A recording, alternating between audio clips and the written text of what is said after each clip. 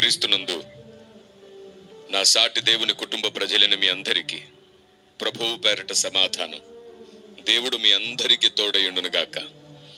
అలాగే దేవుని పొలంలో నా తోటి వారైన సేవకులందరికీ, సేవకురాళ్ళకి ప్రభువు పేరట సమాధానం. దేవుడు మీ అందరికీ తోడయుండును గాక. ఆమేన్. నా మట్టుకు నేను మినిస్ట్రీ ఏదైనా, డినామినేషన్ ఏదైనా, సిద్ధాంతాలు ఏవైనా, యేసే నా దేవుడని నమ్మి ఆయన రక్తంలో కడగబడిన వారందరూ నా కుటుంబమే అని నేను నమ్ముతున్నాను. Praise the lord.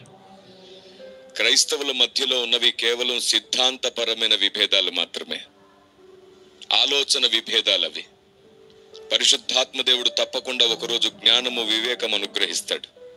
ఆ వివాదాలన్నీ తొలగిపోతాయి. మరలా మనం ఒకటైతాం.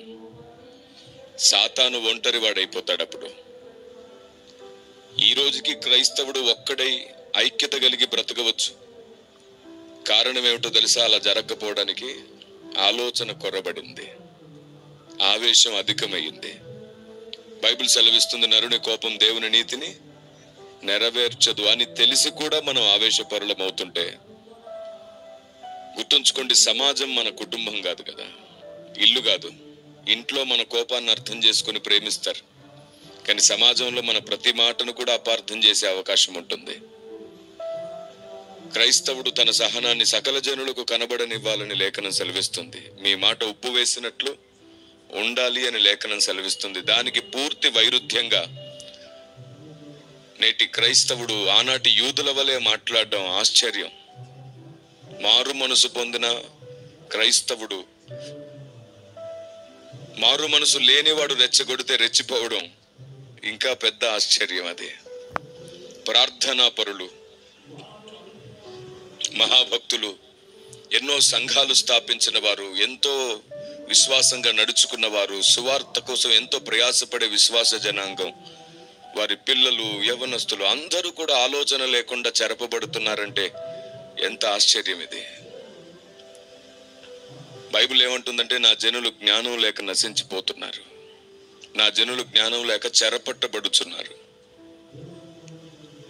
అదే బైబిల్ మనతో చెబుతుంది, పాము వంటి వివేకంతో ఉండండి, పావురం వంటి నిష్కపటంతో ఉండండి అని.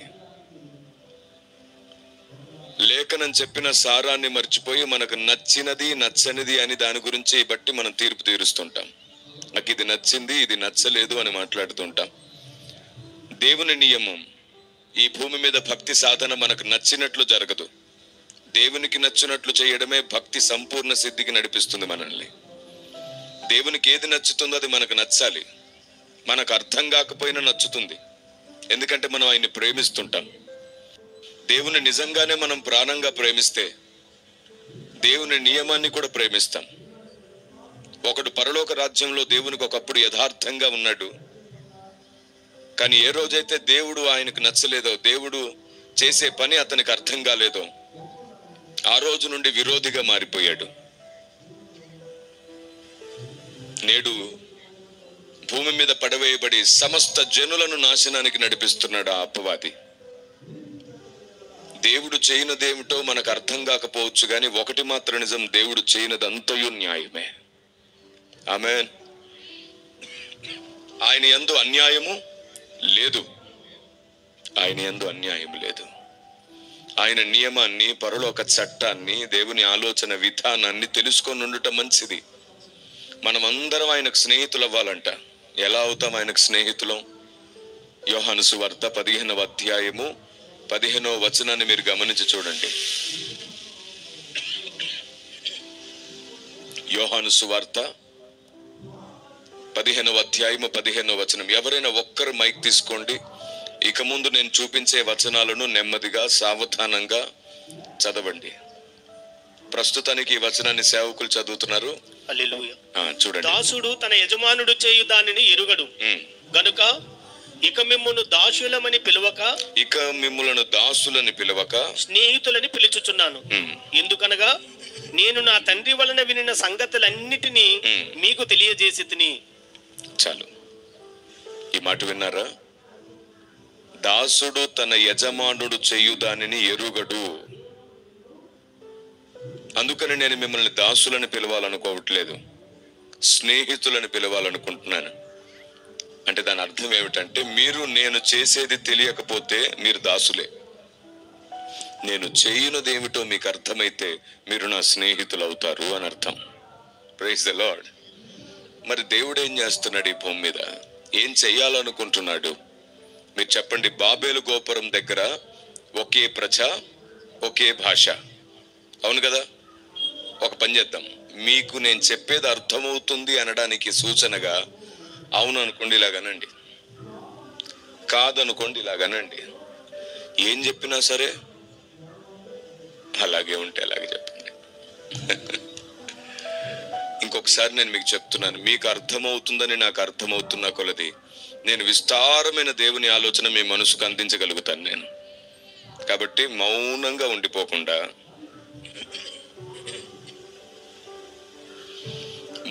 ఉండిపోకుండా, వాక్యంతో పాటు కదలడం అలవాటు చేసుకుందాం. వాక్యంతో పాటు కదలడం అలవాటు చేసుకుందాం. Praise the lord. ఆమేన్. కొందరు దేవుని వాక్యం అర్థం చేసుకున్న తర్వాత, లేదా దేవుని జ్ఞానం ఒకటి కొత్తగా ఏదైనా అర్థమైతే చప్పట్లు కొట్టి ఆయన స్తుతించాలని ప్రయత్నిస్తున్నారు. అలా కొట్టి ఎవరు కొట్టట్లేదని చేతులు దించేస్తున్నారు. ఎవరో చూడాలనో, ఎవరో నీతో కలిసి స్తుతించాలనో నువ్వు ఇక్కడికి రాలేదు. నీ స్తుతి దేవుడు చూచునుగాక, ఆయన దృష్టిలోనూ ఉందువుగాక. కాబట్టి వాక్యం అర్థమవుతున్న కొద్దీ స్తుతించండి బిగ్గరగా. మీకు తెలుసా, వాక్యం అర్థమవుతున్న కొద్దీ మీరు స్తుతిస్తే మీకే అది లాభం. ఏంటో తెలుసా లాభం? మళ్ళీ ఆశీర్వాదాలు దీవెనల మీద పెట్టుకోకండి మనసు. ఓ అంటే ఆశీర్వాదాలు దీవెనలు, వేరే జీవితం వేరే బతికే లేనట్టుంది మనకి. ప్రార్థన అంటేనే అడుక్కోవడం అయిపోయింది. భక్తి జీవితం ఎంత సన్నగిల్లిపోయిందంటే పరిశుద్ధాత్మ దేవుడు దుఃఖపడిపోతున్నాడు. ప్రార్థనలన్నా అడుక్కోవడం అయిపోయింది, ఆరాధన అంటే అందులో కూడా అడుక్కోవడం అయిపోయింది, స్తుతి ప్రార్థన అంటే మళ్ళీ అడుక్కోవడం అయిపోయింది. మనం దేవుని పిల్లలం, ఆయన్ని ప్రతిదానికి అడుక్కోక్కర్లేదు. వారసత్వంతో మనం స్వతంత్రించుకోవడానికి మన విశ్వాసము, మనం నేర్చుకునే బోధ నిత్యం మన కొరకు ప్రయాసపడుతుంది. Praise the lord. అబ్రహాము దేవుని నమ్మెను, అది అతనికి నీతిగా. ఇప్పుడు ఆశీర్వాదాలు అడిగాడా? దేవుడే ఇచ్చాడా? బైబిల్ అంటాడు భక్తుడు, కృపాక్షేమములు నా వెంట వచ్చును అన్నాడు. మనం రివర్స్, వాటి వెంట పోతున్నాం. పోవడం కాదు, పోవడం నేర్చేసుకున్నాం. ఆశీర్వాదాలు దీవెనల వెంట మనం వెళ్ళడం కదా, అవే మన వెంట వచ్చును గాక. మనం దేవుని నియమం వెంట వెళ్దాం. ఎందుకంటే రేపు ఉంటామో లేదో గ్యారంటీ లేని బ్రతుకులు మనవి. ఈ రోజు జీవితమే స్థిరపడిపోవాలి. దేవునికి స్తోత్రం కలుగును గాక. ఈరోజు తీర్మానం రేపటి ప్రమాదాన్ని కూడా తప్పించుద్ది. ఈరోజు తీర్మానం రేపు ప్రమాదాన్ని కూడా తప్పించిద్ది. ఈరోజు నీలో నీకు నివసించే దేవుని వాక్యం, ఈరోజు దేవుడు నీకు కొత్తగా అర్థమయ్యాడు అనుకోండి, దేవుని సత్యం నీకు అర్థమైంది అనుకోండి, రేపటి నీ ఆయుష్ కూడా పెంచొచ్చు ఆయన. ఎందుకంటే ఎవరికి ఆయన గురించి ఎక్కువ తెలుస్తుందో, ఎవరికి ఆయన జ్ఞానం ఎక్కువగా ఉంటుందో వారు ఎక్కువ కాలం బ్రతకాలనుకుంటున్నాడు దేవుడు. ఎందుకంటే తర్వాత వచ్చే తరాన్ని భక్తులుగా చేయాలంటే దేవుని గూర్చిన జ్ఞానం కలిగిన వారు ఎక్కువ కాలం బ్రతకాలి. డిగ్రీలు ఉన్నవారు కాదు, బైబిల్ మీద 100 PhDలు ఉన్న దేవుని జ్ఞానం ఉన్నట్టు కాదు, కేవలం థియాలజీ మాత్రమే ఉన్నట్టు. చాలా మంది ఏమిటంటే ఆ రోజు శాస్త్రులు పరిచయులు పండితుల్లాగా ఆలోచిస్తుంటే నేను వారి కోసం చెప్తున్నాను. నేను 3 డిగ్రీ చేసినాక అర్థమైపోయింది నాకు, కాదు ఇది ప్రార్థనా గదిలో మాత్రమే మాట్లాడే విషయం అని. అక్షరం అర్థమైపోతుంది డిగ్రీలతో, ఆత్మదేవుడు అర్థం కావాలంటే అది ప్రార్థనా గది మాత్రమే సాధ్యమవుతుంది. ఆమేన్. దేవుడు మనతో మాట్లాడాలనుకుంటున్నాడు. కానీ మనం మందిరాలకు, సభలకు వచ్చేటప్పుడు మన ప్రార్థన ఏమిటో తెలుసా? నా గురించి మాట్లాడేసయ్యా, నా పిల్లల గురించి మాట్లాడేసయ్యా, నా పరిస్థితుల గురించి మాట్లాడేసయ్యా. మందిరాలకు, సభలకు వచ్చేటప్పుడు మన ప్రార్థన నా గురించి మాట్లాడు. అందుకే దేవుడు తన మనసు విప్పి మనతో మాట్లాడలేకపోతున్నాడు. మీకు తెలుసా, నా గురించి మాట్లాడు ప్రభువా కాదు, నేను నీ మందిరానికి వస్తున్నాను, నీ గురించి మాట్లాడు ప్రభువా అని అడగండి. అప్పుడు దేవుడు మనసు విప్పి మనందరితో మాట్లాడడం ప్రారంభిస్తాడు. Praise the lord. ఎన్నో విషయాలు సంఘానికి దేవుడు చెప్పాలనుకుంటున్నాడు. యుగాలలో, తరాలలో మరుగు చేయబడ్డ ఎన్నో మర్మములు మనకు బోధించాలనుకుంటున్నాడు. దేవదూతలకు కూడా చెప్పకుండా దాచిన ఎన్నో సంగతులు దేవుడు మన హృదయంలో ముద్ర వేయాలనుకుంటున్నాడు. తద్వారా దేవదూతల కంటే పైగా తలగా ఉండాలని మనల్ని నిర్ణయించాలనుకుంటున్నాడు ఆయన. మీకు తెలుసా, పరలోకంలో ఒక చట్టం ఉంది. పరలోకంలో ఒక నియమం ఉంది. ఎవరైనా తలగా ఉండాలి అంటే తల అయ్యున్న క్రీస్తు జ్ఞానం వారిలో ఉండాలి. పరలోకంలో ఆస్తిపాస్తులను బట్టో అంతస్తులను బట్టో అధిక స్థాయి దొరకదు. పరలోకంలో నీకు అధిక స్థాయి దొరకాలి అంటే ఆయన జ్ఞానం ఎవరికి ఎక్కువగా ఉంటుందో వారికి మాత్రమే అధిక మహిమలో ఉండే యోగ్యత ఉంటుంది. ఆమేన్. సంపూర్ణ సిద్ధి ఎవరికి సాధ్యమవుతుందో వారు మాత్రమే అధిక మహిమలో ఉంటారు. అందుకే దేవుని జ్ఞానం చాలా ఇంపార్టెంట్. దేవుని గూర్చి నీకు ఎక్కువ తెలియాలి. అందుకే పౌలు భక్తుడు అంటాడు, దేవుని జ్ఞానం కొరకంటే ఆయన సమస్తము నష్టముగా ఎంచుకున్నాడంట, పెంటగా ఎంచుకున్నాడంట. నువ్వు దేవదూతల కంటే పై అంతస్తుల పరలోకంలో ఉండాలి అంటే ఈ భూమి మీద ఉండగానే నువ్వు ఇంకా సండే స్కూల్ కథలు వినడం మానేసి, నీకు నచ్చిన మాటలు వినడం మానేసి, మోటివేషన్లు, ప్రమోషన్లు, స్థలాలు, పొలాలు, ఇల్లు, గర్భఫలాలు, పెళ్లిళ్ళు, వీటి కోసం ప్రార్థనలు చేయడం మానేసి ఆయన నీతిని, రాజ్యాన్ని మొదట వెతుకుతూ ఆయనను గూర్చిన జ్ఞానం కోసం మొరపెడుతూ ఉంటే మిగతావన్నీ ఆటోమేటిక్ గా మన జీవితంలో ఆయన సమయోచితంగా చేస్తాడు. ఎందుకంటే ఆయన తల్లి కంటే తండ్రి కంటే ఉన్నతమైన ప్రేమ పంచగలిగిన దేవుడు. దేవునికి స్తోత్రం కలుగునుగాక. లోకం మనల్ని ఎన్నో విషయాల్లో ప్రశ్నిస్తుంది. దానికి మనం సరైన సమాధానాన్ని కూడా లోకానికి ఇవ్వాలి. మనకు నచ్చింది మాట్లాడేయకూడదు, మన ఈగో సాటిస్ఫాక్షన్ కోసం మాట్లాడకూడదు. అంటే అహాన్ని సంతృప్తి పరచాలని మాట్లాడుకోకూడదు. సమాజానికి ఆలోచన అందించడానికి మాత్రమే మనం మాట్లాడాలి. Praise the lord. నేను మీకు అర్థమయ్యేటట్టు కొన్ని విషయాలు చెప్తాను, జాగ్రత్తగా వినండి. ప్రతి మాట మీ హృదయాల్లో ఉండనివ్వండి. పరిశుద్ధాత్మ దేవుడు మిమ్మల్ని వెలిగించాలనుకుంటున్నాడు. నేను మళ్ళీ చెప్తున్నాను, ఈ సభ మీకు ఆశీర్వాదాలు ఇచ్చే సభ కాదు. ఈ సభ మిమ్మల్ని ఆశీర్వాదంగా మార్చే సభ అవునుగాక. దేవునికి స్తోత్రం కలుగునుగాక. నేను మళ్ళీ చెప్తున్నాను, ఆశీర్వాదాల వెంట వెళ్ళడం, అడుక్కోవడం మానేసేయండి. అద్భుతాలు, స్వస్థతల వెంట పరిగెత్తడం మానేయండి. అవే మన వెంట పరిగెత్తుకొచ్చేటట్లు దేవుడు చేస్తాడు. అవే మనకు కలిగేటట్లు దేవుడు చేస్తాడు. ఈ జీవితం ఎంతకాలమో తెలియదు కాబట్టి మనం ఆయన వెంట పరిగెడదాం. ఆయన మనస్సును, ఆయన హృదయాన్ని, ఆయన ఆలోచన విధానాన్ని తెలుసుకోవడం నేర్చుకుందాం. అప్పుడు మాత్రమే మనం ఆయనకు స్నేహితులం అవ్వగలుగుతాం. లేకపోతే మనం ఆయన స్నేహితులం అవ్వలేం. ఉదాహరణకి ఒక ప్రశ్న ఒకసారి లోకం నుండి నా వైపు వచ్చింది. ఎందుకంటే ఒక సేవకుడిని అడిగారంట. ఆ సేవకుడు అలా నోరు జారి తొందరపడి మాట్లాడేసాడంట. అందుకు చాలా మంది బాధపడి మాట్లాడుతూ ఇలా అన్నారంట. ఏంటో తెలుసా ఆ ప్రశ్న? మీకు తల్లి తండ్రి ఎక్కువనా, దేవుడు ఎక్కువనా అడిగారంట ఒక ఇంటర్వ్యూలో ఒక సేవకుని. ఆయన అన్నాడంట, నాకు దేవుడు ఎక్కువ అన్నాడంట. మీకు భార్య పిల్లలు ఎక్కువనా, దేవుడు ఎక్కువనంటే దేవుడు ఎక్కువ అన్నాడంట. నీకు దేశం ఎక్కువనా, దేవుడు ఎక్కువనంటే దేవుడు ఎక్కువ అన్నాడంట. ఇలా అతను చెప్పిన మాటను బట్టి అపార్థం చేయబడి, ఇదిగోండి ఇందుకే మీ క్రైస్తవులు మూర్ఖులు, తల్లి కంటే తండ్రి కంటే దేవుడు ఎక్కువ అంటారా?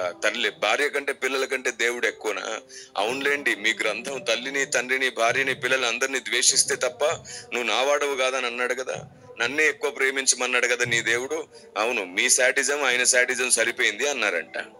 ఈ విషయం చాలా విపరీతంగా మారిపోయింది. అతను అలా మాట్లాడకపోయి ఉంటే బాగుండు అనిపించింది. కొన్నాళ్ళకు ఆ విషయం నా దాకా వచ్చింది. అదే ప్రశ్న నన్ను అడిగారు. ఏమన్నట్టు తెలుసా? కిరణ్ పాల్ గారు మీరు చెప్పండి, మొన్న ఒక ఆయన్ని పిలిచి అడిగాము, కానీ ఇప్పుడు మీరు చెప్పండి మాకు, ఏమిటంటే తల్లి ఎక్కువనా, తండ్రి ఎక్కువనా, దేవుడు ఎక్కువనా? భార్య పిల్లలు ఎక్కువనా, దేవుడు ఎక్కువనా? దేశం ఎక్కువనా, దేవుడు ఎక్కువనా అని అడిగితే నేను సమాధానం ఇవ్వడం ప్రారంభించాను. నేను అన్నాను, మీరు ఏదో ఒకటి అడిగి మమ్మల్ని మధ్యలో ఇరికించి సమాజానికి బూచిలాగా చూపించి క్రైస్తవుడే తప్పు, బైబులే తప్పు, దేవుడే తప్పు అని నిరూపించడానికి ఎన్ని అడిగినా శత్రువుకు మించిన జ్ఞానంతో పరిశుద్ధాత్ముడు ఎప్పుడు మాలో నివసిస్తూనే ఉన్నాడు. ఇదిగో మీ సమాధానం అని చెప్పి ఆ రోజు నేను అతనితో చెప్పాను ఏమిటంటే, తల్లి తండ్రి ప్రేమ చాలా గొప్పదండి.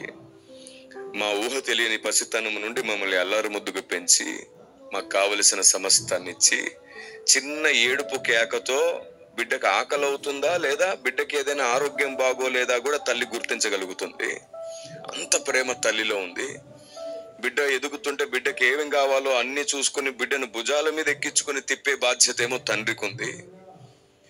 బిడ్డకు జ్వరం వస్తే నిద్రపోకుండా బిడ్డను అన్ని రకాలుగా కాపుగాస్తుంది తల్లి.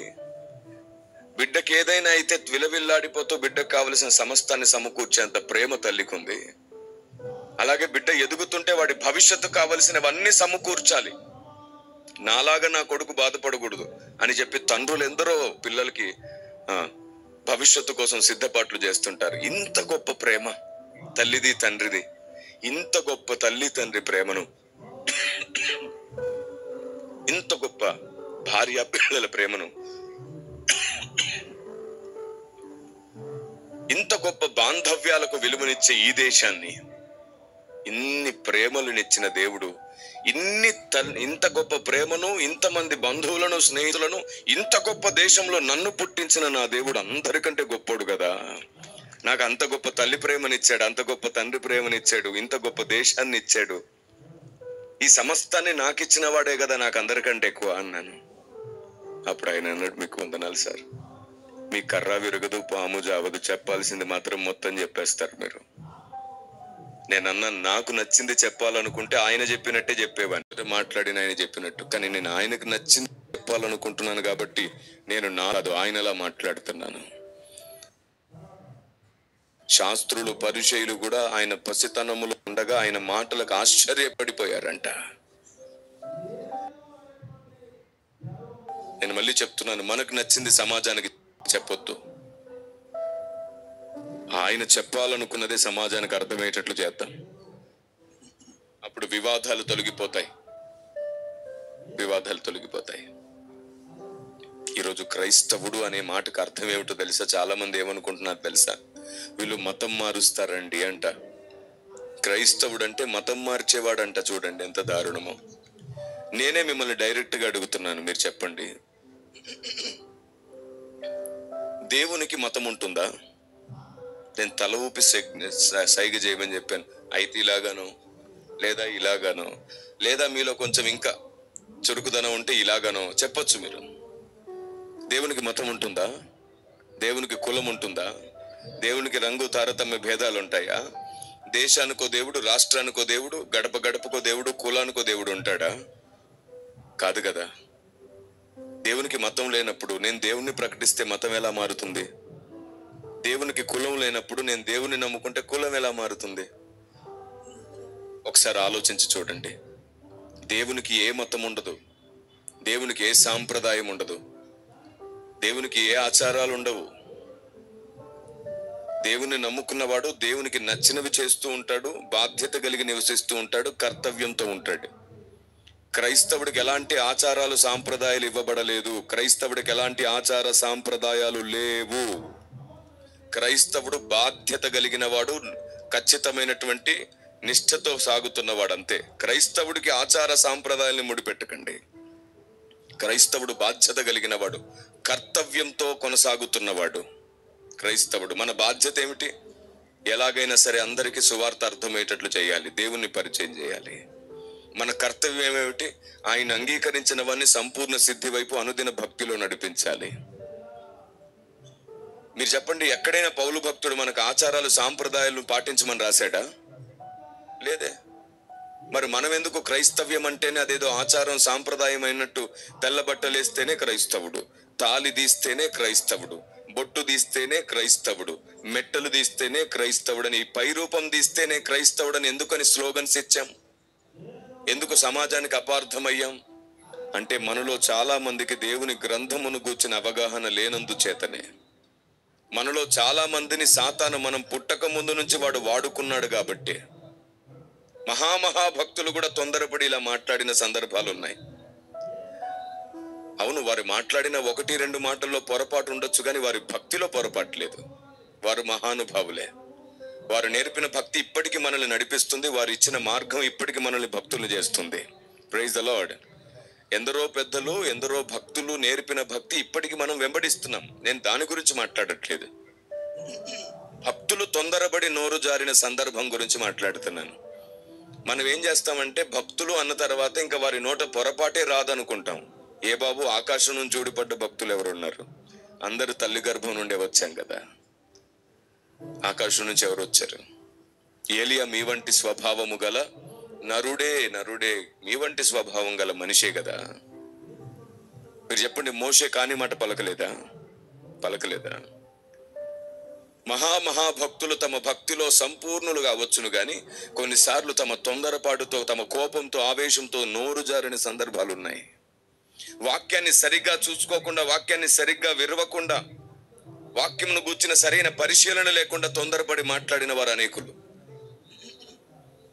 ఎవరైనా మహాప్రార్థనా పరుడు ఉన్నాడు అనుకోండి, అతను దీవిస్తే దీవెన, ప్రార్థిస్తే ఆశీర్వాదం, పలికితే స్వస్థత జరిగేంత గొప్ప అభిషేకాన్ని మోస్తున్నాడు అనుకోండి, ఇంకా ఆయన ఏం చెప్పినా గుడ్డిగా వెంబడించారనమాట అన్నాడు. కానీ ఆనాడే పౌలు అన్నాడు, పైనుండి దేవదూత వచ్చి చెప్పినా సరే పరిశీలించకుండా నమ్మొద్దు అన్నాడు. మనం పట్టించుకోలేదు అదంతా. లేఖనాలను పట్టించుకునే అంత తీరికెక్కడిది మనకి? మనకు పెద్ద లిస్ట్ ఉంటుంది. సూపర్ మార్కెట్కి వెళ్ళినప్పుడు, డీమార్ట్కి వెళ్ళినప్పుడు రాసుకుంటాం కదా సరుకుల లిస్టు. అలాంటి ఒక లిస్ట్ ఉంటుంది మన బ్రతుక్కి.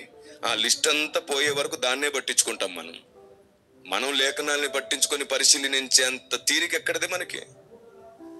గ్రంథాన్ని చేతిలో పట్టుకొని ఇక్కడికి వచ్చామా, ఇక్కడ నుంచి కన్నీళ్లు గార్చి సంతోషంగా అక్కడికి వెళ్ళామా, అంతే. ఉపవాస ప్రార్థన, కష్టం వస్తే ఉపవాస ప్రార్థన, సుఖం వస్తే స్తుతి ప్రార్థన. ఈ రెండింటి చుట్టే తిరుగుతుంటాం కదా మనం. కష్టం వస్తే ఉపవాస ప్రార్థన, సుఖం వస్తే స్తుతి ప్రార్థన. సరిపోయింది. నలుగురికి భోజనాలు పెట్టేసి దేవుడు నన్ను దీవించాడని 3 సాక్ష్యాలతో మొత్తం అయిపోయింది భక్తి జీవితం. కానీ మీకు విషయం తెలుసా? లేఖనాన్ని నువ్వు ఎంత పరిశీలించి దేవుని ఎంత తెలుసుకుంటావో అంతగా దేవుని మనసులో నీకు చోటు దొరుకుతుంది. అప్పుడు నీ భక్తి ఉన్నతమవుతుంది. లేఖనాన్ని పరిశీలించకుండా ఎలాంటి భక్తి కొనసాగిస్తాం మనం? మనలో మంచివారు ఉండరు. నిజమే, మనం మంచివారం కాదు. మన హృదయం కేవలం ఎల్లప్పుడూ చెడ్డది. కొందరికి మనం చెడ్డగా కనబడతాం, కొందరికి మనం మంచిగా కనబడతాం. కొందరికి మనలో క్రూరత్వం కనబడుతుంది, కొందరిలో మనలో ఏం చెప్తాం? మనల్ని దేవుడే నిరూపించేంత వరకు దేవుని దృష్టిలో కరెక్ట్ గా ఉండి కొనసాగుతూనే ఉండాలి. అలా దేవుడు మనల్ని నిరూపించాలంటే నోటిని కొంచెం కంట్రోల్లో పెట్టుకోవాలి. మీరు చెప్పండి, అందరి మీద సవాళ్ళు విసురుతూ రండి తేల్చుకుందాం, బస్తీమే సవాల్ అనడం మారు మనస్సా? రండి నిజమేంటో మాట్లాడుకుందాం, మీరు మనం ఒకటే, కలిసి ఉందాం అనుకోవడం భక్తి సాధన? ఏది భక్తుని స్వరం? ఏమండి భక్తుని స్వరం ఏమిటి? రండి తేల్చుకుందాం, బస్తీమే సవాల్ అనుకునేది భక్తుని స్వరమా? రండి కూర్చోండి, కలిసి మాట్లాడుకొని కలిసి ఉందాం, ఏది నిజమో తెలుసుకుందాం అనేది భక్తుని స్వరమా? ఎవరిది భక్తుని స్వరం? ఈరోజు చూడండి, ట్రెండ్ అయిపోయింది. అందరూ సవాళ్ళ మీద సవాళ్ళు విసురుతున్నారు. ఒక్కరి దగ్గర సంపూర్ణమైనటువంటి సాత్వికం లేకుండా, సమాధానం లేకుండా. నేను మళ్ళీ చెప్తున్నాను, మన ఇంట్లో మనం కోపపడ్డా, మన ఆవేశాన్ని చూపించిన అర్థం చేసుకుంటారు. లోకం మనల్ని అర్థం చేసుకోదు. మనం ఏది మాట్లాడినా తప్పుపడుతుంది లోకం. జాగ్రత్తగా ఉండాలి మనం లోకం ముందు.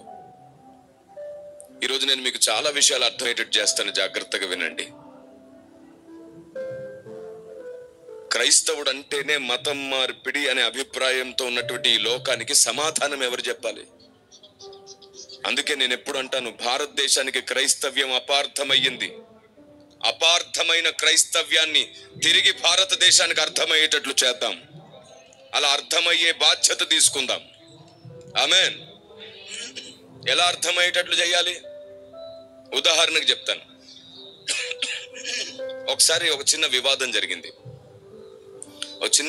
జరిగింది. నేను చాలా గ్రామాల్లో సువార్త చేస్తుండేవాడిని. అప్పుడు దాదాపుగా 760 గ్రామాలు తిరిగి సేవ చేశాను 10 సంవత్సరాల్లో. దేవుడు అద్భుతమైన కృపనిచ్చాడు, అనుభవాన్ని ఇచ్చాడు. అనేక వందల గ్రామాలు తిరిగి, ఒక్కసారి అయితే ఒక సంవత్సరంలోనే 160 గ్రామాలు పూర్తి చేయగలిగాం మేము సువార్త చేసి. అలాగూ ఒక్క రోజు కూడా తీరిక లేకుండా 10 సంవత్సరాలు కష్టపడ్డాం. ఈ మిగతా 9 సంవత్సరాలు దేవుడు అన్నాడు, ఇంకా చాలు విరిగి నలిగినది అని స్తంభం మీద పెట్టాడు. ఈ రోజు ప్రపంచానికి దేవుని ఆలోచన అందించడానికి దేశ విదేశాలు తిప్పడం ప్రారంభించాడు ఆయన. Praise the lord. ప్రమోషన్ ఇచ్చేది పరలోక యజమానే ఇవ్వాలి. మనం ప్రమోషన్ అనుకొని పైకి ఎక్కితే కిందికి తీసుకెళ్లి కూర్చుని పెడతాడు ఆయన కదా. ఆయన తీసుకెళ్లి పైన కూర్చుని పెట్టాలి మనల్ని. ఆయనే పిలవాలి, నువ్వు యోగ్యుడవు, నువ్వు నిలబడితే శోధన తట్టుకోగలవు, నింద తట్టుకోగలవు, సాతాన్ని తట్టుకోగలవు, వేదన తట్టుకోగలవు, కన్నీళ్లు తట్టుకోగలవు. నువ్వు నా పక్షం నిలబడితే నేనిచ్చే పరీక్ష కూడా తట్టుకోగలవు. ఒకరోజు సాతాను నిలబడకుండా చేయగలుగుతావు అని దేవుడు పిలవాలి మనల్ని. దేవుడు మనల్ని నమ్మాలి. ఆయన మనల్ని నమ్మి పిలుస్తాడు. దేవునికి స్తోత్రం కలుగును గాక. ఈ చివరి రోజుల్లో మన ప్రాణం పోక మునిపే దేవునికి కూడా మనం దేవుని మనసులో ఒక చోటు సంపాదించుకునేటట్లు మన ఆలోచన విధానాన్ని మార్చుకునే ప్రయత్నం చేద్దాం. నేను ఒక ప్రశ్న అడుగుతాను, చాలా సభల్లో అడిగాను, మిమ్మల్ని అడుగుతాను. మీకు దేవుని మనసులో చోటు కావాలా, పరలోకంలో చోటు కావాలంటే మీ అభిప్రాయం ఏమిటి, మీ ఆలోచన ఏమిటి? కొందరు ఆలోచిస్తున్నారు ఏమిటంటే రెండు ఒకటే కానీ రెండింటిని వేరు చేసి అడుగుతాడు ఏమిటినా అని. రెండు ఒకటి కాదు. మీరు పరలోకంలో చోటు సంపాదించుకోవడం వేరు, దేవుని మనసులో చోటు సంపాదించుకోవడం వేరు. మీరు ఒకవేళ పరలోకంలో చోటు సంపాదించుకున్నారనుకోండి, మీ భక్తిని బట్టి, మీ విశ్వాసమును బట్టి ఎక్కడో చోటు ఉంటారు. కానీ దేవుని మనస్సులో చోటు సంపాదించుకుంటే మీరు పరలోకంలో ఏ మూలనున్నా సరే పిలిచి మరి పక్కన కూర్చుని పెట్టుకుంటాడు ఆయన. ఆమేన్. ఆయన మనసులో చోటు ఉంటే చాలు, పిలిచి పక్కన కూర్చుని పెట్టుకుంటాడు. దేవునికి స్తోత్రం కలుగును గాక. కాబట్టి దేవుని మనసులో చోటు సంపాదించుకోవడం ఉత్తమం. దాని కొరకు మన ఆలోచన విధానాన్ని మనం సరి చేసుకోవాలి. మనం ఏం నమ్ముతున్నామో, ఏం ఆలోచిస్తున్నామో చాలా ముఖ్యమైనది. మనం యూదుల్లాగే ఎక్కువ ఆలోచిస్తాం. మీకు మళ్ళీ చెప్తున్నాను, మన పితరులు చాలా మంది పెద్దలు, అభిషక్తులు, ప్రార్థనా పరులు, వాళ్ళందరూ 90% యూదుల విధానాన్ని తమ భక్తిలో నింపుకున్నారు.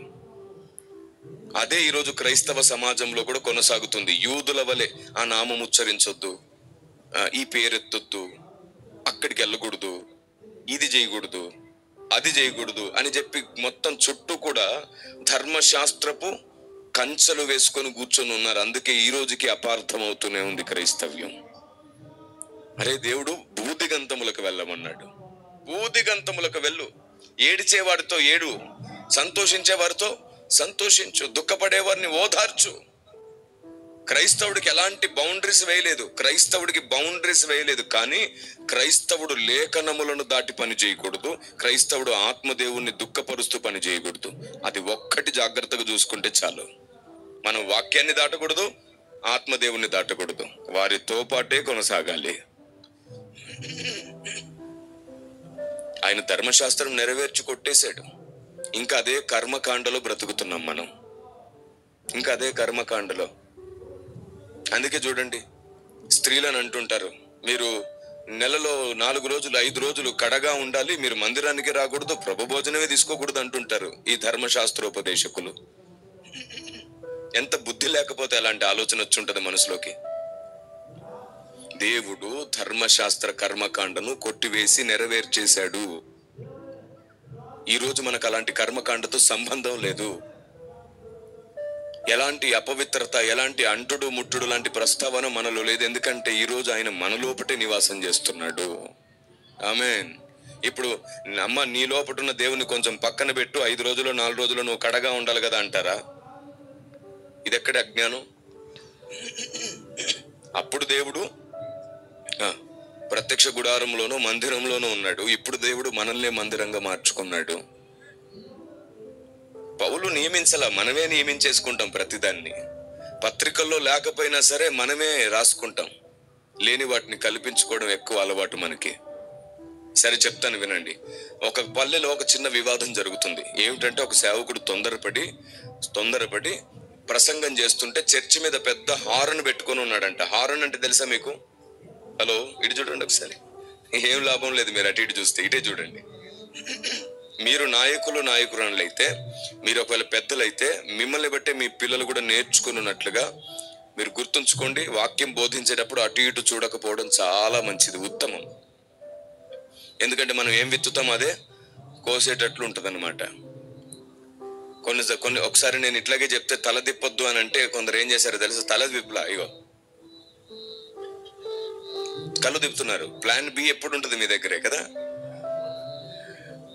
ముందు 1000 తలకాయలు కూర్చొని ఉంటే ఒక్క తలకాయ ఆ 1000 తలకాయలను ఎట్లా పరిపాలిస్తుందో తెలుసా? అసలైన తల అయిన క్రీస్తు మాలో ఉంటున్నాడు కాబట్టి మేము తట్టుకోగలుగుతున్నాం అన్నిటినీ, అందరినీ. దేవునికి స్తోత్రం కలుగును గాక. Praise the lord. జాగ్రత్తగా ఆలకించండి నేనేం చెప్తున్నాను. ఒక పల్లెలో ఒక చర్చి మీద నుండి ఒక హారన్ పెట్టారు. మీరు హారన్ ఏమంటారు ఇక్కడ? బాకా హారనేనా? మంచిది, సరిపోయింది. చర్చి మీద హారన్ పెట్టేసి మాట్లాడడం మనందరికి చాలా అలవాటు. వాస్తవానికి అసలు చర్చి మీద హారన్ పెట్టకూడదు. ఈరోజు సువార్త కొనసాగాలి అంటే చర్చి మీద హారన్ పెట్టకూడదు. ఒకవేళ పెడితే సువార్త చెప్పేటప్పుడు మాత్రమే హారన్ ఆన్ అవ్వాలి. మన ఆరాధనలు, మన పాటలకు హారన్ ఆన్ అవ్వకూడదు. ఒకవేళ చర్చ్ మొత్తం క్రైస్తవులై ఉంటే అనౌన్స్మెంట్స్ కి హారన్ ఆన్ చేసుకోవచ్చు, మిగతా టైంలో ఆపడం మంచిది. ఎందుకంటే హారంలో నుండి మన కోకిల స్వరాలు ప్రజలకు ఎలా వినబడతాయి? వాళ్ళు విని సంతోషంగా ఉండరే? మన అల్లరి, మన పాటలు, మన స్తుతి అన్ని తండ్రికి ఇష్టం. కాకి పిల్ల కాకి ముద్దు. కానీ లోకానికి ఎలా ఉంటది? ఒకసారి ఆయన హారంలో మాట్లాడుతున్నాడు, బిగ్గరగా మాట్లాడుతున్నాడు. మాట్లాడుతుంటే ఆ పక్కనే ఎవరో పాపం వ్యాధిగ్రస్తులే ఇంట్లో పడుకున్నారంట. వాళ్ళకి నిద్ర పట్టిద్దా? ఎక్కడో చిన్న పిల్లోని హాస్పిటల్ నుంచి తీసుకొచ్చారనమాట. అప్పుడే పుట్టిన పిల్లోని తీసుకొచ్చారు, ఓ వారం రోజుల బిడ్డ. వాడు నిద్రపోతాడా? వాళ్ళు బతిమాలుకున్నా సరే మనం హారను ఆపం. ఇలా లోకానికి ఎన్నోసార్లు అడ్డంకులుగా ఉంటాం. ఒక ఊర్లో 4 చర్చిలు ఉన్నాయంటే ఇంకా ఆ ఊరు పరిస్థితి అంతే సంగతులు. ఆదివారం వస్తే సాయంత్రం దాకా మోగుతూనే ఉంటది. కొన్ని చర్చెస్ లో మహాప్రార్థనా పరులు అలా ఆకాశం నుంచి దిగి ఊడిపడ్డ వాళ్ళు ఏం చేస్తారంటే 4 గంటలకు తెల్లవారుజామున హారన్ పెట్టేస్తారు. ఏడుపే ఏడుపు హారంలో. నీ కన్నీళ్ళు, నీ దుఃఖం దేవుడు చూచుగాక, ప్రజలకెందుకు నాయనా? ప్రజలకెందుకు? వాళ్ళు ఏమంటారు తెలుసా? ఏంటండి ఈ ఏడుపులు పొద్దున ఈ క్రైస్తవులు అంటున్నారు. నీది మంచి మనస్సే, కానీ నీ ఆలోచన మంచిది కాదు. జాన్ నాక్స్ ప్రజలకు వినబడేటట్లు ఏడవల, దేవునికి వినబడేటట్లు ఏడిచాడు. జాన్ నాక్స్ కన్నీళ్లు గార్చి ఏడిస్తే ఒక స్కాట్లాండ్ దేశమే కదలింపబడింది. దేవునికి స్తోత్రం కలుగును గాక. ఆమేన్. ప్రజలకు వినబడేటట్లు అన్ని చేయక్కర్లేదు. సువార్త ప్రజలకు వినబడితే చాలు. 3 గంటలకు 4 గంటలకు హారన్ పెట్టేసి ఏడి చేస్తా ఉంటాం మనం దాంట్లో. నిజమే, మనం ప్రజల కోసం కన్నీళ్లు గార్చకుండా ఉండలేం, ప్రజల కోసం ఏడుస్తాం. కానీ అది వారికి అపార్థం అవుతుంది. ఎందుకంటే భారతదేశానికి ప్రొద్దున ఏడుపులు వినడం ఇష్టం లేదు, శుభప్రదమైన మాటలు వినడం ఇష్టం, దీవెనకరమైన మాటలు వినడం ఇష్టం. చుట్టూ ఉన్న పరిస్థితిని పట్టించుకోం మనం. మన పనిదో మనం చేస్తుంటాం. గుడ్డెద్దు చేళ్ళలో పడ్డట్టు అంటారే, అలా చేయడం ద్వారానే 100 మందిని రక్షించి 1000 మందికి శత్రువులు అయ్యారు. ఈ రోజుకి ప్రతి గ్రామంలో చర్చికి స్థలం అంటే దండం పెడుతున్నారు. గుడికి స్థలం అంటే ఇస్తున్నారా లేదా? ఇస్తున్నారా? ఇవ్వట్లేదా? మరి చర్చికి అనగానే ఎందుకు కొంటానంటే అమ్మట్లేదు ఎందుకు? అల్లరి ఎక్కువ అవుతుందండి. ఫస్ట్ వాళ్ళు అంటారు అంతే, క్రైస్తవులు ఇల్లు అనగానే మీరు ప్రార్థనలు ఏం పెట్టుకోరు కదా అంటారు. చూడండి, ఎందుకు? సౌండ్ ఎక్కువ చేస్తారండి. ఎందుకు ఇంత నాయిస్ వచ్చింది? ఎందుకు సెన్స్ లేకుండా పోయింది? కారణం ఏమిటి? ఆత్మదేవుడు అల్లరికి కర్త కాదు కదా. మనం ఎందుకు అల్లరి అనే పేరు తెచ్చుకున్నాం? లేక ఆరాటం ఉంది, అభిషేకం ఉంది, ప్రార్థన ఉంది, భక్తి ఉంది, మంచితనం ఉంది, పరిశుద్ధత ఉంది, నీతి ఉంది, భారం ఉంది, కన్నీరుంది, ప్రాణం కూడా దేవుని కొరకు ఇచ్చేంత త్యాగం ఉంది. ఆలోచన లేదంతే. ఆ ఒక్క ఆలోచన లేకపోతే మొత్తం అన్ని నాశనానికి దారి తీస్తుంది.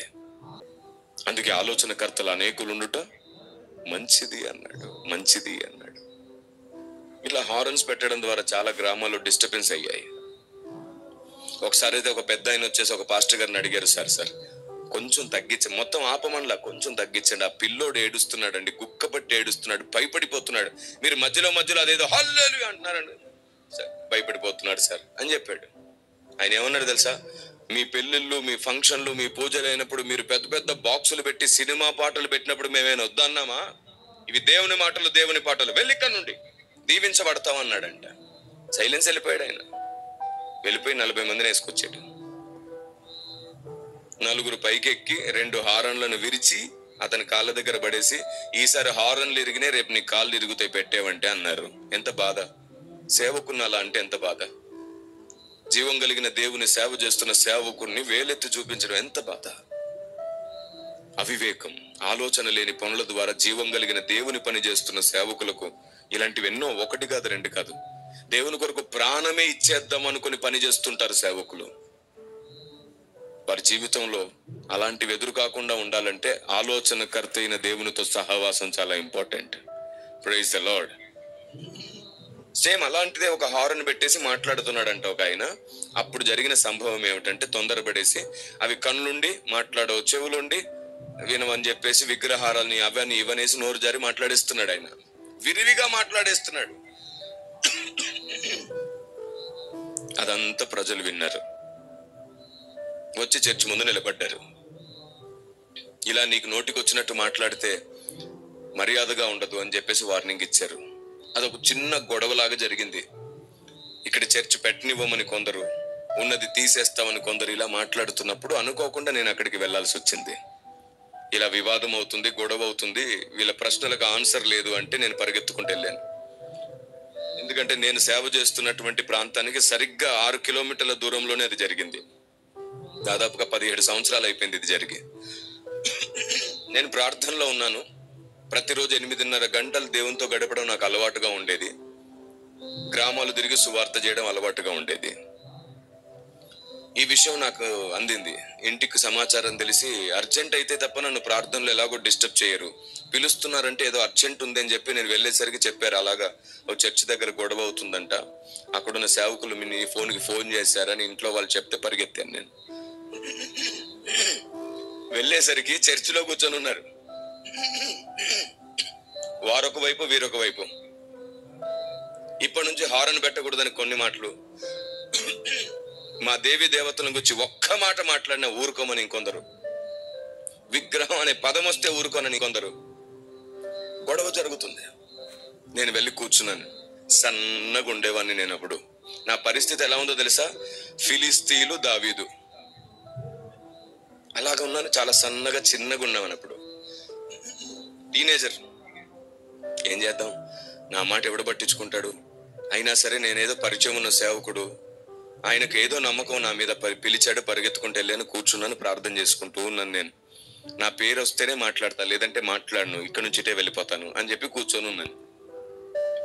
కూర్చొని ఉంటే అందులో ఒక సేవకుడు, ఒక్క నిమిషం అందరూ మాట్లాడేసాం, ఆగండి, కిరణ్ నువ్వు మాట్లాడు అన్నాడు. ఆయన పెద్ద ఆయన.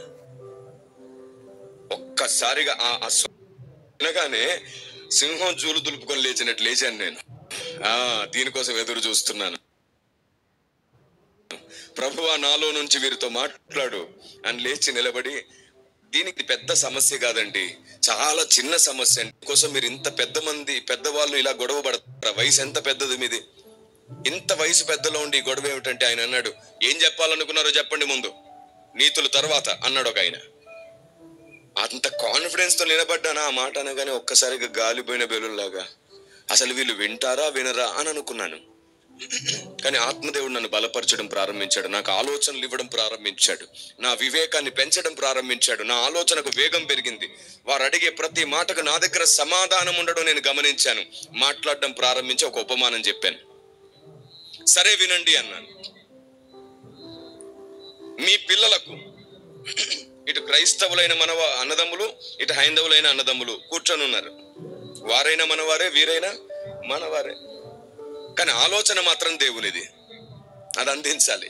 అప్పుడు చెప్పాను నేను, మన ఆడపిల్లలకు, మనకు పుట్టే చిన్న పిల్లలకు మనం బొమ్మలు కొనడానికి ఇస్తాం కదా, బొమ్మలు కొనిపిస్తామా కొనిపించమా? మీరు చెప్పండి, మన పిల్లలు బొమ్మలు కొన్న తర్వాత ఏం చేస్తారు? దాంతో ఎలా ఆడుకుంటారు? ముఖ్యంగా ఆడపిల్లలు బొమ్మలు కొనుక్కుంటే ఎలా ఆడుకుంటారు? బొమ్మలకు స్నానం చేపిస్తారు. ఎలా ఆడుకుంటారంటే ఏమో అంటున్నారు, ఇప్పుడు చెప్పగానే అంట. బొమ్మలకు స్నానం చేయిస్తారు, పౌడర్ రాస్తారు, చెడేస్తారు, బట్టలేస్తారు, ఇడ్లీ తినిపిస్తారు, తినకపోతే మళ్ళీ తిట్లు దానికి. ఏమే నేను పెడితే తినవా అంటే, ఆ కిచెన్ లో అమ్మ వంట చేసుకుంటూ వచ్చి చూసి మురిసిపోతా ఉంటది, నా బిడ్డ భలే ఆడుకుంటుంది బొమ్మతో అని. అమ్మ నా బొమ్మ తినట్లేదమ్మా అని కంప్లైంట్.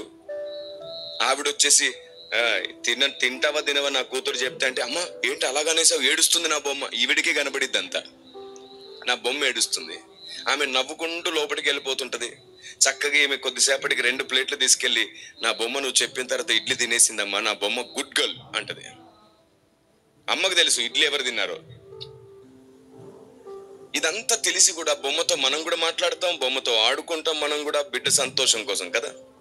ఎప్పుడైనా సరే నీ బిడ్డ బొమ్మకు స్నానం చేయించినప్పుడు, బొమ్మకు పౌడర్ వేసినప్పుడు, బొమ్మకు బట్టలు వేసినప్పుడు, బొమ్మతో మాట్లాడుతున్నప్పుడు, నిన్ను కూడా పిలిచినప్పుడు, నువ్వు ఎప్పుడైనా చిచ్చి ఇంత పిచ్చిది పుట్టింది ఏంటో, నాకు బొమ్మలు మాట్లాడతాయా, బొమ్మలు వింటాయా, అసలు బొమ్మలతో మాట్లాడటం ఏమిటి, నా కూతురు పిచ్చిదే పుట్టింది అని ఎప్పుడైనా ఏ తల్లి అయినా సరే కూతుర్ని తిట్టిందా? ఏ తండ్రి అయినా సరే బాధపడతాడా? ఎందుకు? ఎందుకు మాట్లాడని బొమ్మలతో మన పిల్లలు ఆడుకున్న రోజును కూడా ఎందుకు మనం బాధపడలేదంటే మనకు తెలుసు నా పిల్లలు ఇంకా పసిపిల్లలుగానే ఉన్నారు. వారు పెరిగి పెద్దయిన తర్వాత వివేకం వచ్చినప్పుడు బొమ్మల్ని వదిలిపెట్టి మనుషులతో కలిసి బ్రతుకుతారు. అలాగే అలాగే అలాగే భక్తి జీవితంలో గాని మానవ జీవితంలో గాని మారు మనసు లేని వారు ఇంకా పసిపిల్లలే అని గుర్తించండి. వారికి తెలిసి వచ్చిన రోజున వారు కూడా బొమ్మను విడిచిపెడతారు. సత్యముతో ఆరాధించే రోజు వస్తుంది, ఆత్మతో ఆరాధించే రోజు వస్తుంది. ఆలోచన కలిగిన రోజే ఆలోచన కర్త అయిన దేవుడు వారికి అర్థమవుతాడు. దేవునికి స్తోత్రం కలుగునుగాక. మరి మన సొంత పిల్లల్ని అర్థం చేసుకున్నట్టు మిగతా అందరిని అర్థం చేసుకోవాలా లేదా? యూదుడికి ఉండదా బుద్ధి? యూదుడు ఎవరిని అర్థం చేసుకోడు. ఇప్పుడు చెప్పు, నువ్వు యూదుడవా క్రైస్తవుడవా? ఎంత దౌర్భాగ్యులమండి మనం. ఇంత మహాద్భాగ్యాన్ని ఇంత జ్ఞానాన్ని చేతిలో పట్టుకొని అందరికి అపార్థం అయిపోతున్నాం. ఎంత దౌర్భాగ్యం ఇది. ఆలోచన లేక మన బంధువులు మనల్ని పెళ్లిలకు, చావులకు, ఫంక్షన్లకు పిలుస్తుంటే నేను యేసుప్రభుని నమ్ముకున్నా, నేను రాను అంటారంట కొందరు. దాన్ని బట్టి చాలా మంది ద్వేషంతో క్రీస్తుని తెలుసుకోవడం మానేశారు. అసలు క్రీస్తు గురించి వింటేనే కదా అది ఏది సత్యమో ఏదో కాదో తెలిసేది. వినడం కాదు, వారి హృదయాన్ని మోసుకున్నారు. వారు కఠిన చిత్తులైపోయారు. ఎవరి వల్ల? మన వల్లే కదా. మిమ్మల్ని బట్టి నా నామం అన్యజనులలో దూషింపబడుతుంది. మహాప్రార్థన వీరులై ఉండొచ్చు, నోట్లో జ్ఞానం లేకపోతే ఎలాగా? అందుకే పెద్దలు అన్నారు, నోరు మంచిదైతే ఊరు మంచిది.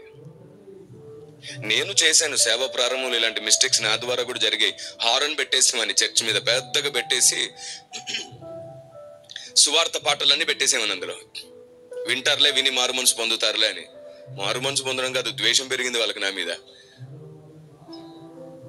నాకు రిక్వెస్ట్ పంపించేవాళ్ళు కొంచెం సౌండ్ తగ్గించమని. నేనేం చేశాను, తగ్గించేవాడిని. కొద్దిసేపటికి బయటగా వాళ్ళకి వాళ్ళ పని వాళ్ళు చేసుకుంటుంటే వినబడట్లేదేమని మళ్ళీ పెంచేవాడిని. తర్వాత వాళ్ళు అన్నారు, బ్రదర్ అనవసరంగా మీ చర్చి దగ్గర మా ఆఫీస్ పెట్టుకున్నాం అనిపిస్తుంది బ్రదర్ అన్నారు. అప్పుడు చాలా బాధ అయింది నాకు. అయ్యో, ఇంత మాట ఎందుకు అనిపించుకున్నాను నేను. ఆ రోజు ఆలోచించాను, ఉపవాసం ఉండి ప్రార్థించాను. దేవుడు స్పృహ కలిగించాడు, తప్పేమిటో అర్థమయ్యేటట్టు చేశాడు. ఆ రోజు నుంచి అందరికి చెప్పడం ప్రారంభించాను నేను. కాబట్టి మెయిన్ లైన్ చర్చెస్ అందరూ కూడా, హారన్స్ పెట్టే వాళ్ళందరూ కూడా దయచేసి గుర్తుంచుకోండి, సువార్త చెప్పే ఉద్దేశం ఉంటేనే హారన్ ఆన్ అవ్వాలి. మీకు తెలుసా, నేను ఆ తర్వాత ఏం చేశాను, శనివారం మాత్రమే సాయంత్రం 7 గంటలకు హారన్ ఆన్ చేసేవాడిని. ఊర్లో ఉన్నటువంటి ఎంతమంది ఉన్నారో అంతమందిని కూడా నేను క్షమాపణ అడిగాను. హారన్లో దగ్గరలో ఉన్న వాళ్ళకు కూడా అడిగాను. నేను ఇట్లాగా ప్రార్థన చేసి పాట పెట్టినప్పుడు మీకు దేవుడి గురించి చెప్దామని అదంతా చేశాను, కానీ బాధ పెట్టాలని కాదు. ఇక మీదట అలా చెయ్యను. కానీ శనివారం తప్పకుండా మీకు దేవుని గురించి చెప్తాను. 7 నుంచి 8 సాయంత్రం మీరందరూ మీ పొలం పనులు చేసుకొని వచ్చేసి మీ ఇళ్లలో కూర్చొని వినండి అన్నాను. ఆ రోజు నుండి సరిగ్గా 7 గంటలకు హారన్ ఆన్ చేస్తే వాళ్ళు వచ్చి బయట కూర్చునే వాళ్ళు. అక్కడ రొట్టెలు చేసుకుంటుంటారనమాట. పెద్ద పెద్ద రొట్టెలు చేసుకుని చేతిలో పట్టుకొని తింటుంటూ ఉంటారు చాలా చోట్ల పల్లెల్లో.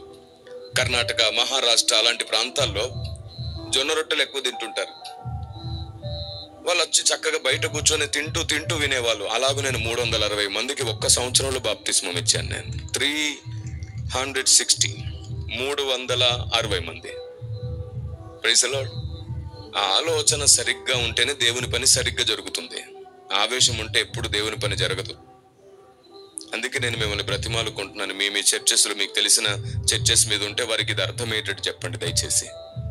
వద్దు, మన ఆరాధనలు లోపట మారు మనసు పొందిన వ్యక్తికి వినిపించాల్సినవి, మారు మనసు పొందినటువంటి వాడు చేయాల్సినవి బయటికి వినబడక్కర్లేదు.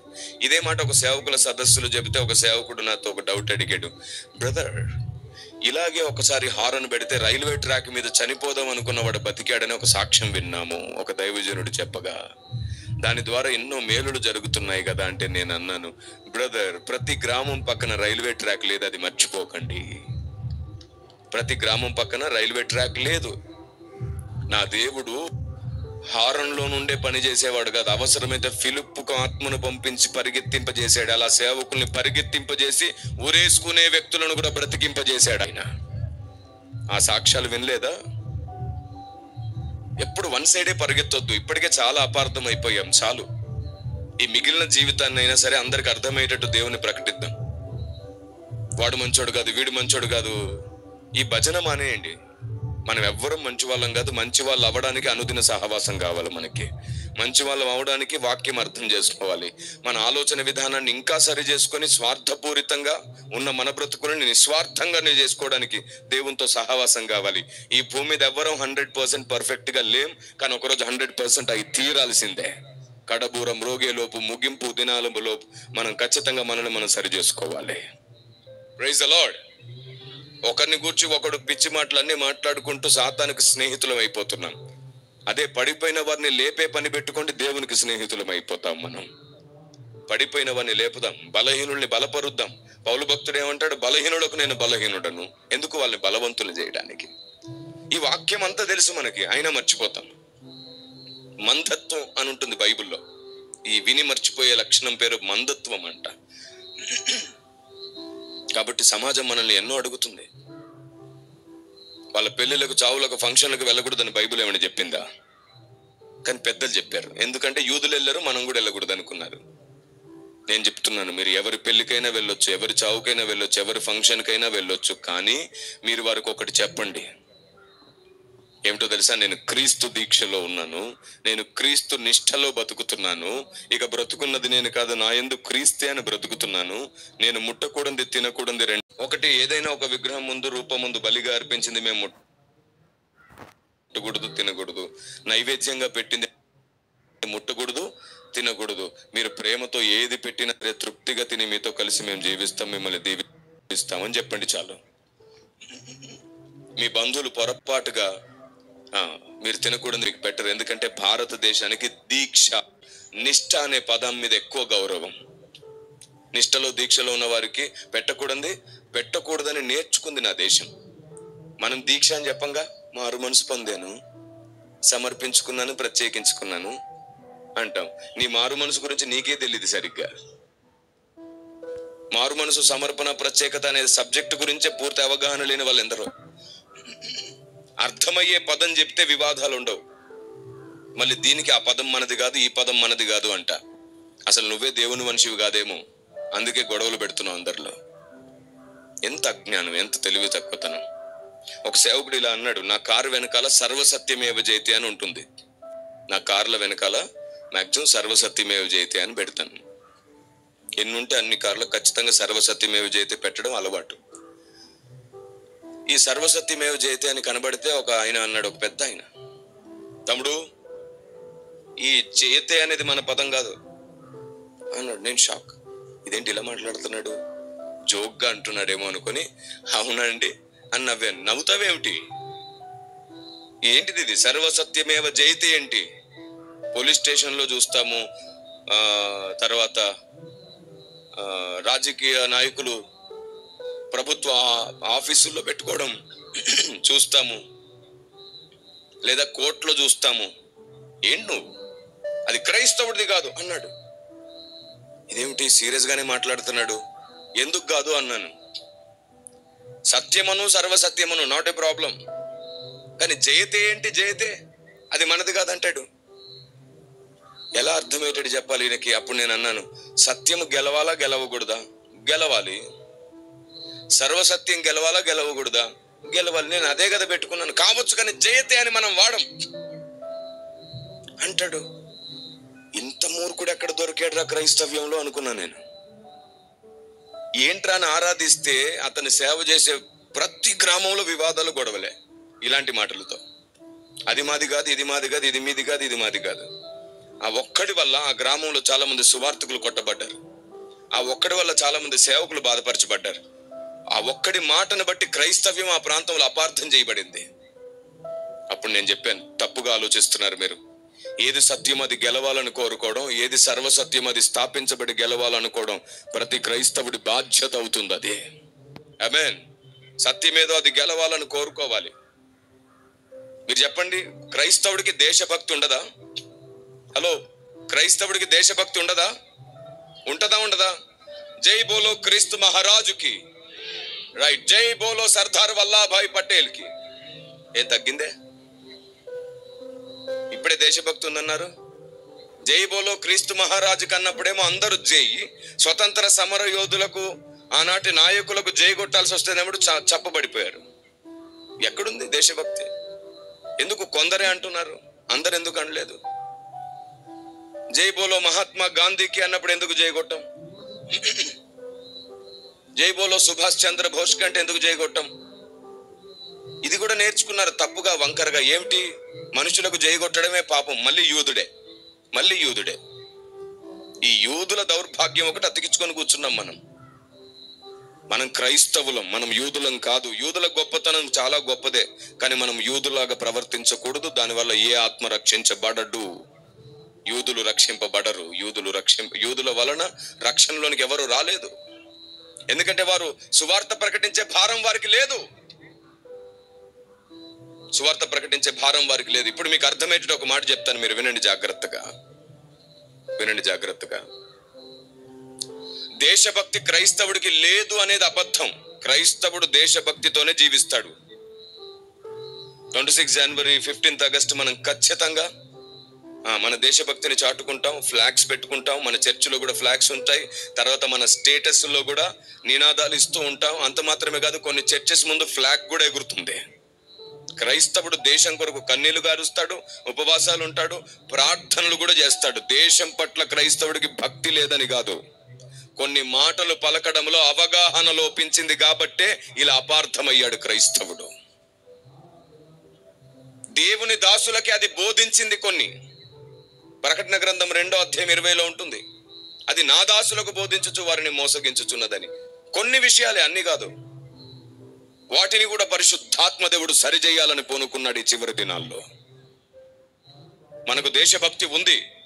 ఒక ఆయన అన్నాడు, క్రైస్తవ్యాన్ని వ్యతిరేకిస్తూ, ఈ బైబిల్ పట్టుకున్న వాళ్ళందరూ శాడిస్టులు అవుతారండి, ఈ బైబిల్ పట్టుకున్న వాళ్ళందరూ కూడా ద్వేషంతో నింపబడతారండి, వాళ్ళకి అసలు దేశభక్తే ఉండదండి అని నినాదం ఇచ్చేసాడు. డైరెక్ట్ గా స్టేట్మెంట్. ఈ రోజు నేను నా స్టేట్మెంట్ పాస్ చేస్తున్నాను, లైవ్ లో కూడా అందరూ వింటుండగా చెప్తున్నాను. ఇదే బైబిల్ పట్టుకొని ఎంతమంది జవానులు మిలిటరీలో చేరి సేవ చేస్తున్నారో ఒకసారి వెళ్ళి లిస్టు చూసుకో. ఇదే బైబిల్ నమ్ముకున్న వారు దేశానికి సేవ చేస్తున్న జవాన్లుగా మారారు. Praise the lord. ఇదే బైబిల్ని పట్టుకుని ఎందరో రా ఏజెన్సీలో పనిచేస్తున్నారు, ఇంటెలిజెన్స్ లో పనిచేస్తున్నారు, దేశానికి సేవ చేస్తూ ప్రాణాలు ఇచ్చేసిన వాళ్ళు ఉన్నారు. ఇదే బైబిల్ పెట్టుకుని ఎందరో దేశానికి సేవ చేసి దేశంలో ఉన్న కుష్ఠరోగులను మనం బయటికి నెడితే వాళ్ళు కుష్ఠరోగుల పుండ్లను కడిగి తల్లిలాగా భోజనం పెట్టిన మదర్ తెరిస్సా ఈ బైబిల్ పట్టుకుని ఒక క్రైస్తవురాలే. దేవునికి స్తోత్రం కలుగును గాక. స్త్రీని గౌరవించాలి అని చెప్పి బోర్డు మీద పెద్ద పెద్ద అక్షరాలతో రాసి, బస్సుల్లో సీట్ల వెనకాల కూడా రాసి, ఎక్కడెక్కడో గోడల మీద రాసిన మనం వృద్ధాశ్రమాలను పుట్టించుకున్నామే, తల్లులను ప్రేమిస్తున్నామనే పేరుతో తల్లిని బయటికి నెట్టేస్తే ఇదిగో ఈ బైబిల్ పట్టుకున్న క్రైస్తవులే వృద్ధాశ్రమాలు పెట్టి ఎందరినో పోషించారు, కాపాడుకున్నారు. దేవునికి స్తోత్రం కలుగును గాక.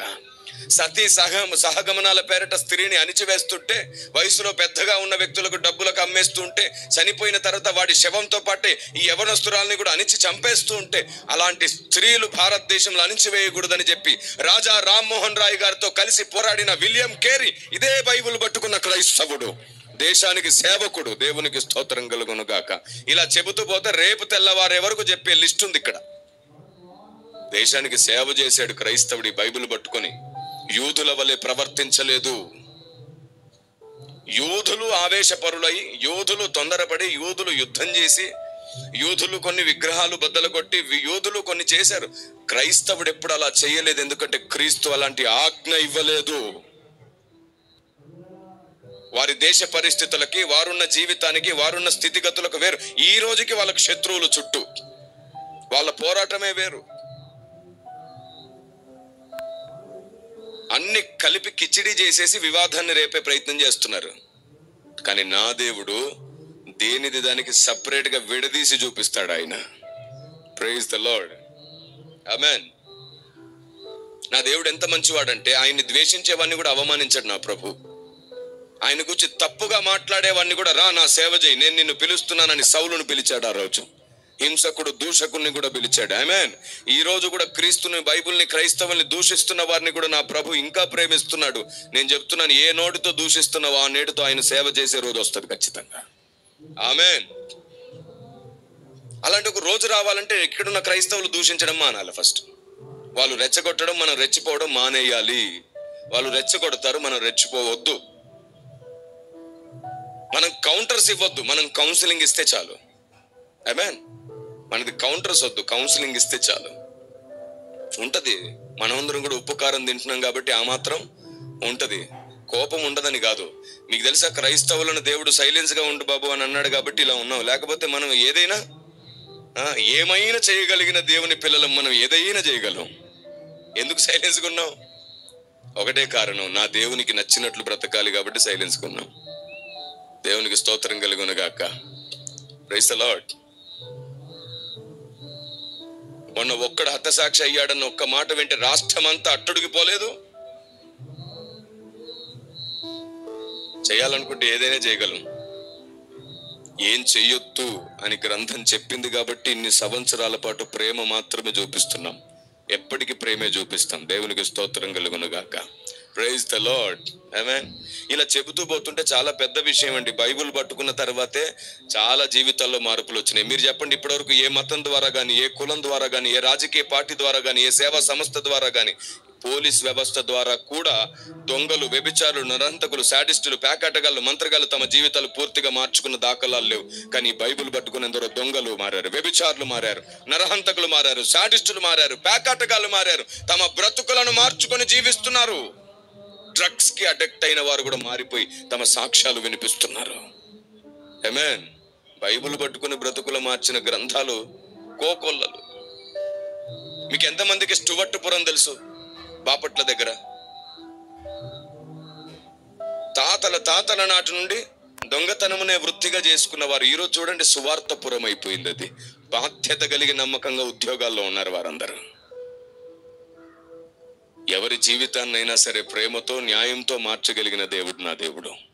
నేను మళ్ళీ చెప్తున్నాను, మతము దేవునికి లేదు, కులము దేవునికి లేదు. క్రైస్తవుడు మతాన్ని ప్రకటించొద్దు, ఆచారాలు సాంప్రదాయాలు ప్రకటించొద్దు. క్రైస్తవుడు దేవుణ్ణి, దేవుని ప్రేమను, దేవుని న్యాయాన్ని ప్రకటించండి. ఆయన మాత్రమే ఎందుకు దేవుడో నిరూపించి ప్రకటించండి చాలు. మిగతాది ఆత్మదేవుడు కార్యం చేసుకుంటాడు. Praise the lord. ఒకసారి ఏం జరిగిందో తెలుసా? నన్ను ఒక చోట ఒక పూజారి గారు, నేను ట్రైన్లో ప్రయాణం చేస్తుంటే ఒక పూజారి గారు కూర్చొని ఉన్నారు. అంతదు ఆయన పూజారి అని నాకు తెలీదు.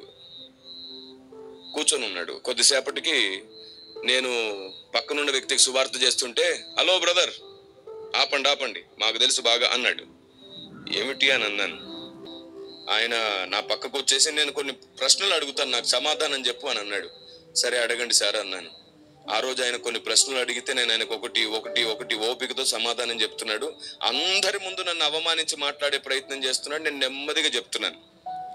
అది దాదాపుగా 2009 సంవత్సరం అనుకుంటా, నాకు ఇప్పటికీ జ్ఞాపకం ఉంది. ఆ రోజు ఆయన ఒకటి నా ముందు మాట్లాడుతున్నాడు. నేను ఆయనకు వివరణ ఇస్తున్నాను, ఆయనకు దేవుని గురించి చెప్పడానికి ప్రయత్నిస్తున్నాను. ఆయన ఆ రోజు ఏమన్నాడు తెలుసా? మీరు బలవంతంగా మభ్యపెట్టి, తర్వాత ఏమన్నాడు తెలుసా? బియ్యం ఇచ్చి, పప్పులు ఇచ్చి, డబ్బులు ఇచ్చి మతం మారుస్తున్నారు బలవంతంగానంట. ఏమిటంట?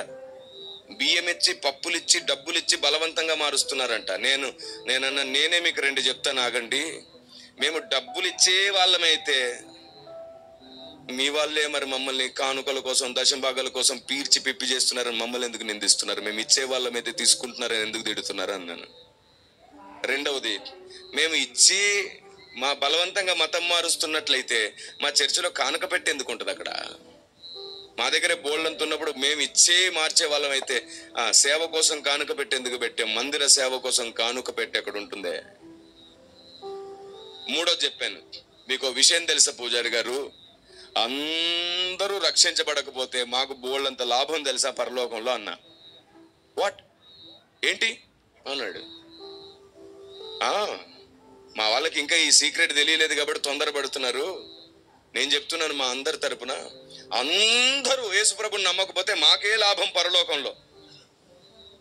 అదేంటి అలాగంటున్నారు? అవును, నా ప్రభు ఏమన్నాడంటే, నేను స్థలము సిద్ధపరచడానికి వెళ్ళుచున్నాను అన్నాడు.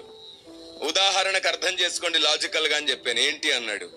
100 ఎకరాలు సిద్ధపరిచాడు అనుకోండి, 100 మంది రక్షించబడ్డారు అనుకోండి, ఒక్కొక్కటికి పంచడానికి ఎంత ఉంది చెప్పరేంటండి? మీకు ఈ లెక్కలు బాగా తెలుసు కదా, వీటి కోసమే గొడవలు మళ్ళీ. పరలోకంలో 100 ఎకరాలు సిద్ధపాటు, 100 మంది రక్షణ, ఒక్కొక్కడికి ఎంత వచ్చింది? రైట్. ఇప్పుడు 50 మంది రక్షించబడ్డారు, ఒక్కొక్కడికి ఎంత వచ్చింది? 10 మంది రక్షించబడ్డారు, ఒక్కొక్కడికి ఎంత వచ్చింది? ఇప్పుడు చెప్పండి పూజారి గారు, జనాభా తగ్గితే మాకు అక్కడ లాభమా, పెరిగితే లాభమా అన్నాను. తగ్గితేనే లాభం. లోపట స్వార్థం ఉందండి మాకు. వస్తే పంచుకుంటాం, లేదంటే ఉంచుకుంటాం. ఏ గొడవ లేదు. వస్తే దేవుని స్వాస్థ్యం అందరితో పంచుకుంటాం, లేకపోతే మేమే ఉంచుకుంటాం. లోన ఈ స్వార్థం ఉంది, అందరూ రక్షించబడకపోతే బాగుండని. కానీ సువార్త ప్రకటించకపోతే మాకు శ్రమ. సువార్త ప్రకటించకపోతే ఆయన మనసులో చోటు ఉండదు. సువార్త ప్రకటించకపోతే మేము బ్రతకలేము. మేము పొందిన మేలు మీకు చెప్పకుండా మేము నిద్రించలేము. కాబట్టి సువార్త ప్రకటిస్తూనే ఉన్నాం, ఆయన అర్థమయ్యేటట్లు చెబుతూనే ఉన్నాం. ఆయన కొరకు సమస్తాన్ని నష్టపోయి చెప్తున్నాం సువార్త. ఇప్పుడు చెప్పండి, బలవంతంగా సువార్త చేస్తున్నామా? వస్తే పంచుతాం బాబు దేవుని స్వాస్థ్యం, లేదంటే మేమే ఉంచుకుంటాం. నష్టం ఏమీ లేదు. తొందరపడి ఏసే దేవుడు అని మీరు నమ్మకపోతే ఇంకా మంచిది. తొందరపడి నమ్మకండి. బలవంతం ఏమీ లేదు. ఆలోచించండి, మేము చెప్పేది నిజమో కాదు, సత్యమో కాదు. అన్ని రకాలుగా ఆలోచించి పరిశీలించి అప్పుడు నమ్మండి. రండి, అప్పుడు ప్రపంచం ఎదురొచ్చినా సరే మీరే నిలబడి జవాబు చెప్తారు. దేవునికి స్తోత్రం కలుగును గాక. మనం అలా చెప్పాం కదా, వెంటనే లోపలికి నేతి లేని బీరకాయలు సంచులో నింపుకొని ఏంటండి లాభం? ఏంటి లాభం? వద్దు. వివేకంగా పనిచేద్దాం, తెలివిగా పనిచేద్దాం, ఆత్మదేవుని ఆలోచనతో పనిచేద్దాం, మనస్సాక్షిని దేవుని వాక్యంతో జతపరిచి పనిచేద్దాం. పౌరం అంటే నిష్కాపట్య మనసుతో పనిచేద్దాం. దేవునికి స్తోత్రం కలుగును గాక. నేను మళ్ళీ చెప్తున్నాను, తొందరపడి సమాధానాలు ఇవ్వకండి. ఏది పడితే అది మాట్లాడకండి, ఎలా పడితే అలా చెప్పకండి. సువార్థికులకు నష్టం. కెమెరా ముందు నిలబడి ఎవరైనా ఏమైనా మాట్లాడుకుంటారు, కానీ వీధుల్లో తిరిగి సేవ చేసి ప్రాణాలు ఇస్తున్న వారికి నష్టం జరుగుతుంది. అలా జరగకుండా ఉండాలంటే క్రైస్తవ్యం అంతా ఒకసారి ఆలోచించాలి. ఈరోజు తర్వాత అయినా యూదుల్లాగా ఆలోచించకుండా పౌలు చెప్పిన క్రైస్తవుల్లాగా ఆలోచించండి. అప్పుడు పౌలు వలె మనం అందరికీ అందరి వారం అవుతాం. అందరికీ అందరి వాడైన దేవుని ప్రకటించగలుగుతాం. మనం దేవునికి స్తోత్రం కలుగును గాక. ఆమేన్. ఇక ఫైనల్ గా చెప్తున్నాను, సువార్తకు వెళ్ళినప్పుడు యేసే దేవుడు అని అరవడం సువార్త కాదు. ఆయన నమ్మకపోతే నరకమే అని చెప్పడం సువార్త కాదు. ఆయన మాత్రమే ఎందుకు దేవుడో చెప్పాలి. అది సువార్త ఈ చివరి రోజుల్లో. దేవునికి స్తోత్రం కలుగును గాక. ఒకనాటి కాలం వేరు. నరకముందంటే నిజమేనా బాబు అని ఆలోచించేవారు. పాపముంది అంటే నిజమా కాదని పరీక్షించుకునేవారు. ఈరోజు నరకముందంటే నువ్వే పోతావు నరకానికి, నేనెందుకు వస్తానంటున్నారు. నువ్వేమైనా పోయి చూసొచ్చావా అని అడుగుతున్నారు. పాపముందంటే నువ్వు పాపవి, నీ ఇంట్లో వాళ్ళు పాపే, నన్నెందుకు పాపం అంటున్నావు అంటున్నారు. తిరగబడే కాలం వచ్చింది. ప్రజలు అవిధేయులు అయిపోయారంట. సత్యమునకు చెవినివ్వని తరం అంట ఇది. ఎలా మాట్లాడితే అర్థం చేసుకుంటారో తెలుసుకో. ఎందుకో తెలుసా? ధర్మ విరోధమైన ఆత్మ ప్రతి వ్యక్తి ఆలోచనలో నిమిడ్చబడి ఉన్నాడు. ధర్మ విరోధమైన ఆత్మ ప్రతి ఒక్కడి ఆలోచనలో ఇమడ్చబడున్నాడు. నువ్వు ఒకటి చెప్తే వాడికి ఇంకొకటి అర్థమయ్యేలాగుంది. ఇలాంటప్పుడు నువ్వు చెప్పాల్సింది సరిగ్గా చెబితే ధర్మ విరోధమైన ఆత్మ బంధించబడుతుంది అక్కడ. ఆమేన్. సత్యము సరిగ్గా అర్థమయ్యేటట్టు చెప్తాం. సత్యమే వాడిని స్వతంత్రుని చేస్తుంది. ధర్మ విరోధమైన ఆత్మ అపార్థాలను పుట్టించే ఆత్మ. ఎంత మంచి మాట్లాడినా చెడుగా చూపించే ఆత్మ అది. అందుకే నచ్చింది మాట్లాడొద్దు. వీళ్ళు అడుగుతున్నారు కదా, మీరు మా ప్రసాదం ఎందుకు తినరు అంటే, మనలో చాలా మంది సేవకులు ఏం చెప్తున్నారు తెలుసా? మీరు మా దగ్గరకు వచ్చినప్పుడు ఏదైనా ఒక రూపం ముందు పెట్టిస్తున్నామా? మేము మీ దగ్గరకు వచ్చినప్పుడు కూడా ఏ రూపం ముందు పెట్టి ఇవ్వకండి అని ఒక ఆయన. మీ గ్రంథంలో ఒకవేళ రాసుందా, మా గ్రంథంలో రాసి లేదు అని ఇంకొక ఆయన. ఇలా రకరకాలుగా చెప్పి వాళ్ళని ఇంకా కన్ఫ్యూజ్ చేస్తున్నారు. ఏమండి, మా గ్రంథంలో తినొద్దని ఉంది, మీ గ్రంథంలో పెట్టాలని ఉందా అంటారే. ఎక్కడికో తీసుకెళ్ళిపోతున్నారు. ఒక్క మాటలో పోయేదాన్ని వివాదం ఎక్కడికో లాక్కెళ్ళిపోతున్నారు. వద్దు. మనకు నచ్చింది, మనకు బాగానే సరిగా అనిపించింది మాట్లాడొద్దు.